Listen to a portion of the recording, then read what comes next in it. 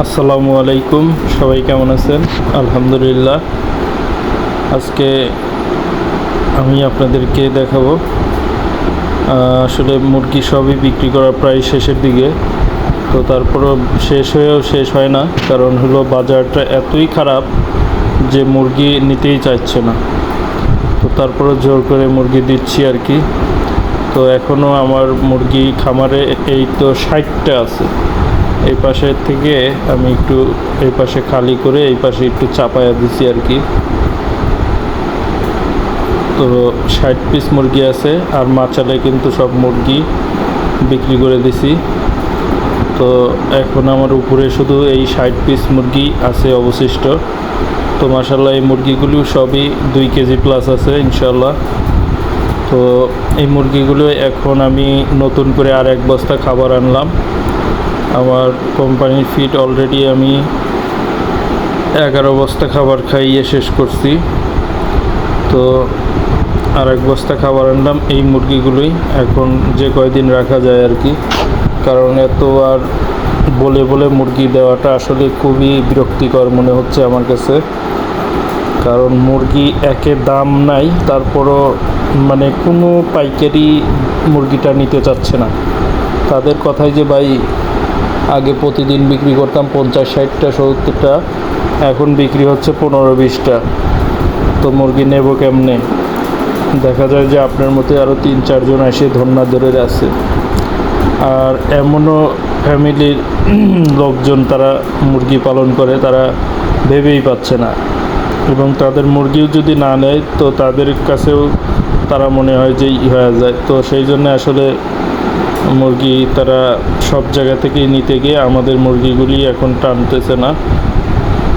আর মুরগির বাজার বলতে আমি ওই যে বললাম না 80 পিস মুরগি বেচছি 125 করে, তারপরে 40 পিস বিক্রি করলাম 123 করে, আর আজকে বেচলাম 50 পিস 120 করে। তো এই যে মাচাল দেখতেই পারতেছেন, একদম পরিষ্কার পরিচ্ছন্ন করে ফেলছি কোনো রকম আর মুরগি নিচে আমার নেই। আর এইদিকে আমার যে 5টা টাইগার সাদা টাইগারগুলি আছে, তো এরাই আছে 3টা মুরগি এবং 2টা মোরগ। তো এই কয়টাই অবশিষ্ট, উপরে 60 পিস আর এই 5 পিস। তো আসলে এখন চিন্তা ভাবনা করছি, মানে আমার আসলে খুবই পরিশ্রম হয়ে যাচ্ছে। তো আপনাদেরকে আমি প্র্যাকটিক্যালি সব কিছুই দেখাই দিছি আসলে ঠিক আছে কি না। সব কিছু আপনারাও করতেছেন ভুট্টা ফার্মেন্টেশন। তো ইনশাল্লাহ আমিও করলাম 2 ব্যাচ করে, আমার কাছে মনে হয়েছে যে খারাপ না। তবে আসলে মুরগির বাজারটা এতই খারাপ, যদি আপনি ফিড দিয়ে পালন করেন তাহলে খামার বন্ধ করে আপনার পলাইতে হবে। মানে নিজ এলাকায় থাকতে পারবেন না, হয়তো অন্য এলাকায় বা দেশ ছেড়ে পালাতে হবে, এই অবস্থা।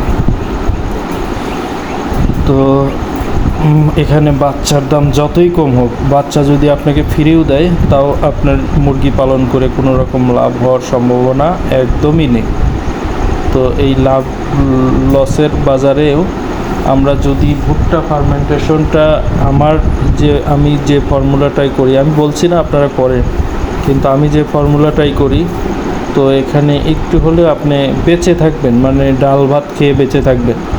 যেখানে আপনি প্রত্যেক 100 মুরগিতে আপনার দেখাশোনা 2-3 হাজার টাকা লস হইতো, সেখানে যদি 100 মুরগিতে আপনার 2-3 হাজার টাকা লাভ হয়, তাহলে তো আমার মনে হয় না যে খারাপ।